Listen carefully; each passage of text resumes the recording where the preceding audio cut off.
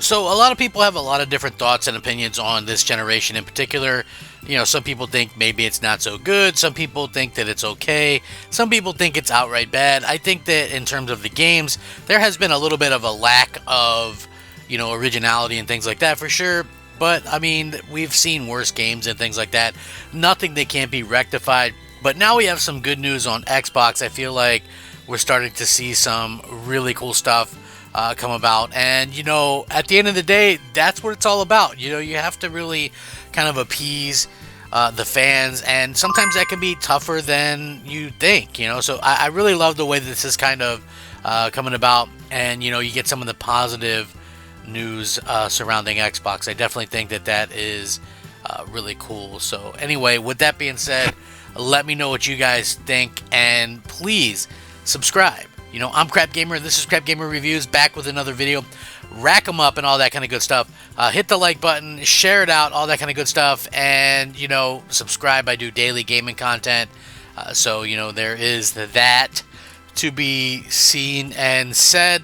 And to be honest, really kind of just comes down to you guys and what you enjoy to see and things like that. So I have a good time doing these videos. Hopefully you guys have a good time watching, and at the end of the day, we can all kind of just enjoy. So yeah, with that being said, Microsoft held their big showcase and it went over really well. A lot of people are really enjoying what was seen. I mean, obviously, listen, there's plenty of instances where Microsoft has done piss poor, mediocre showcases, but I still think that for right now, this was a really cool thing.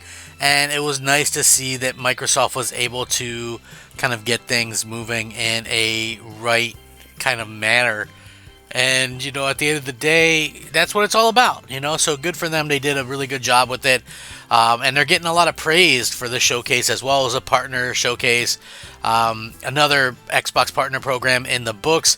This week marked the third version of the showcase so far. And based on the reaction, Xbox fans seem to have enjoyed it. A quick look on social media reveals that a lot of people actually really like the surprise game announcements, and some of the new titles proved particularly popular. Included FPC Firebreak, Chronos: The New Dawn, Subnautica 2, Animal Well, and Wu Chang: Fallen Feathers. There were definitely some good-looking games in there. You see some people say easily a strong partner program. Looks great. Great selection coming to Game Pass day one. The interesting thing was there was only a handful of games going to Game Pass, so usually these partner programs are more of the mind that we get these games and stuff that the majority of them come to the Game Pass. But now it's like a handful. Maybe things are getting a little bit stingier, maybe because Microsoft's first party is starting to kind of pick up and things like that. So I don't know. We'll have to wait and see how that kind of works out. But yeah, very interesting to say the least. And at the end of the day, Microsoft has to do a good job of appeasing the fans and getting everybody kind of excited, for the future of the Xbox and kind of what's going on there. And I felt like they did a pretty good job with it. But obviously, people are going to always have a difference of opinion one way or the other, so we'll have to see how that kind of works out. But nice to see that kind of come about, that people are excited about it again. They say very strong showcase, a ton of new games, has me super excited, and I'm going to link this, you guys can check it out. Of course, a lot of people are saying, hey, it's more of a B out of a ABC rating, securing a lot of people and things like that. If you missed it, they did announce some pretty interesting things. Alan Wake 2 DLC, Bloober's Team's new IP, Chronos: The New Dawn heading to Xbox in 2025. It looks like Blindfire is going to go in early access, which already did. Like a Dragon Pirate Yakuza in Hawaii gets a new trailer. Mouse PI for Hire brings a blend of Cuphead and first-person shooter. That one looked very interesting to me. It looks kind of like the Cuphead art style, so maybe that 30s and 40s style animation. And, it looked pretty cool, but, I thought also it was interesting because, it's one of those things where it's in black and white. So is that going to be for everybody? I don't really know. And it's just one of those things where I think people probably look at it and say, hey, maybe that's a little bit of a ripoff of Cuphead, but it's like a first-person shooter. So, I think it's pretty cool. Subnautica 2 Early Access confirmed for Game Pass next year. Animal Well launches on Xbox. Supposedly it's a Metroidvania. Eden Zero comes to Xbox next year. Eternal Strands looks like a lot like Immortals Phoenix Rising, and it hits Game Pass early 2025. Mistfall Hunter is a mix of Souls-like and Extraction, confirmed for next year. Wheel World confirmed for Xbox Game Pass, a new semi-open world cycling game. Phasmophobia finally gets a release date on October 29th for Xbox. The Legend of Babu is a charming new platformer, according to this, coming to Xbox next year.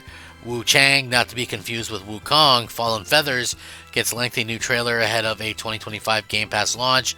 And Remedy announces FPC Firebreak, a multiplayer shooter, coming to Game Pass next year. So lots of stuff to kind of talk about, a lot of stuff to see. I thought they did a fairly decent job with the games and stuff like that.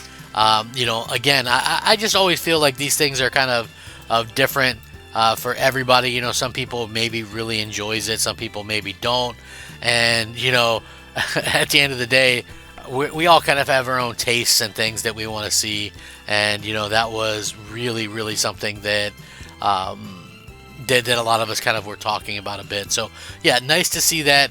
I do think that Microsoft obviously has a long way to go, and hopefully it's one of those things where we keep seeing more and more stuff and things like that coming out for Xbox. So nice to see that happen. Like I said, I thought it was pretty decent.